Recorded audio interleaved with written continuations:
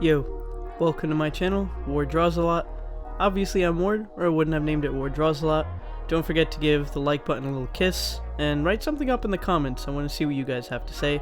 Also subscribe if you're lurking, because why not, right? You're already here. So, for today's video, we're going to use Sharpie markers, which is usually accessible to everybody for a very good price. I got these at Walmart for around $6.50 each, something around there, and I got them in two different color sets as well.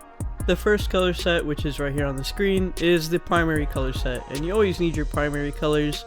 Those are like the red, blue, green, like everything that you always see. They're also known as the original set.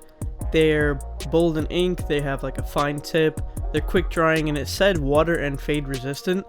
And I want to test that one of these days to see if that statement is actually true. The packaging is fairly simple. It says Sharpie on it, it's red and white, it's pretty much like I've always remembered it to be.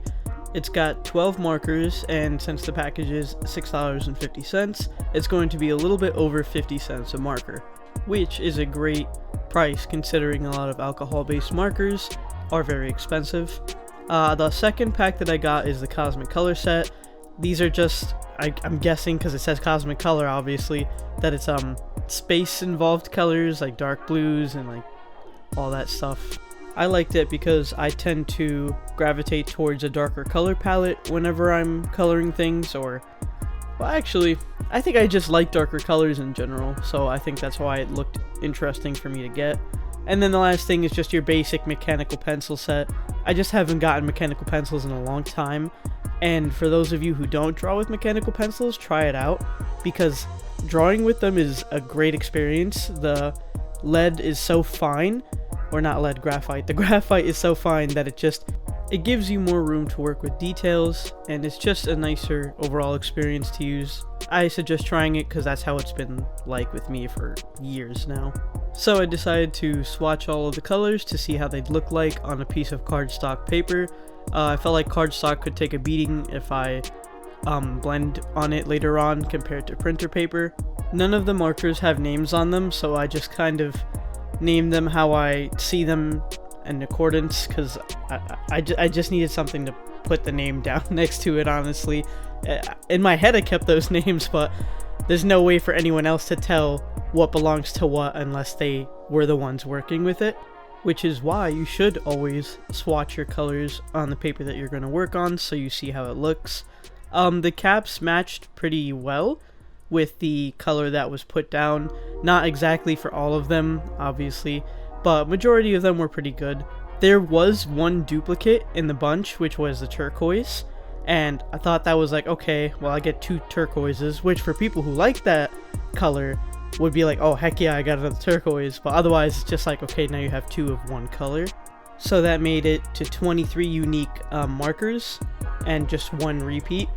I went over to the side and I blended, and the first one I used a light green and a bright green, that's what I named them there, and they blended pretty well. The next one was magenta and mauve, which you can see there's a little bit more rough blending there because the colors aren't exact. And then you have the two darker ones, which were lavender and royal purple, and those two didn't blend very well because they're so different from each other. The inking, when it was light ink, it wasn't a problem. When it was heavy ink, it would definitely ate the paper, like it chewed it up. So I would be wary of heavy inks, or color it in first and then ink after, because that just seems like a better idea. And this way it won't smudge or ruin the piece that you worked so hard to put together, which it's not so bad lining after. I used to do it all the time, but then I just got used to doing it lining first and then coloring after. It's all what you gotta work around with your supplies, I feel. A lot of my supplies I have to do different techniques just to make sure they come out the best outcome. So, to test them out, I took my mechanical pencil on a brand new piece of cardstock, and I decided to do two mini drawings instead of one big drawing to showcase how they look differently when it's lined versus unlined. So, for the left side, I just did a boy in like a kind of, I forgot what they were called. What were those jackets called? No! Bomber jackets, yes. So the little bomber jacket where it has like different colored sleeve compared to the chest, and it's his hands are in his pocket. Don't rip on me too hard for the sketch. I was just in the moment and I just kind of like drew, because I was like, I like the way this is coming out, and I didn't really think whether it's proportionate or not. Again, sometimes I just like to draw and not really think about it, and that wasn't the main point of the video anyway. It was just to show you how the markers color onto the paper. So there's my excuse. As you can see, I didn't really line anything out when it came to this side. It was more like I used the colors themselves to outline different spots or different parts of the clothing, so this way there's no black outline, which it looked really nice, and I do like a lineless look, but just it depends again on my mood, everything like that. If I want it lined, lineless, and I would have to work around with it and everything too. I would like to take note the opaqueness of the markers. They do go down pretty nicely, and sometimes you won't need a second layer, but other times you definitely will need a second layer, just to make sure that it looks nice and opaque and that you don't really see the paper through it, which is what you want if you want like a nice solid looking art piece. So that's how the left side turned out. The only thing I did line was the facial features, because I needed something to distinguish each section of the face, so that makes sense that I wanted to line that. For the drawing on the right, I just did a quick sketch up again, just whatever came to mind.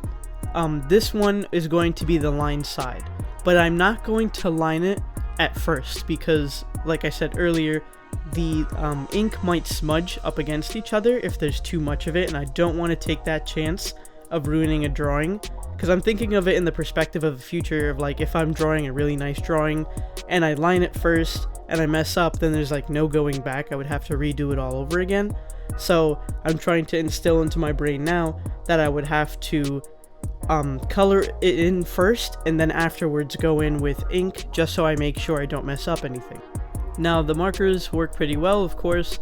There's nothing really wrong with them. The only thing that I wish there was like a bigger nib, and there are bigger Sharpie markers, but I didn't want to buy the bigger Sharpie markers at the expense that there would be less colors in the pack.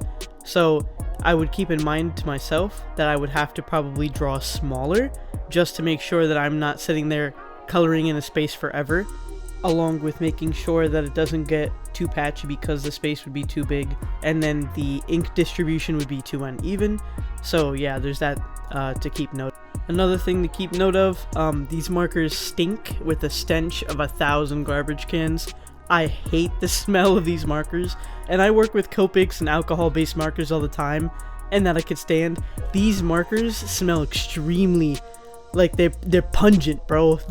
They will get all up in your nose and have a party. I just couldn't do it. At one point, I literally put a shirt, or like the shirt I'm wearing, over my nose because I was like, bro, I can't breathe.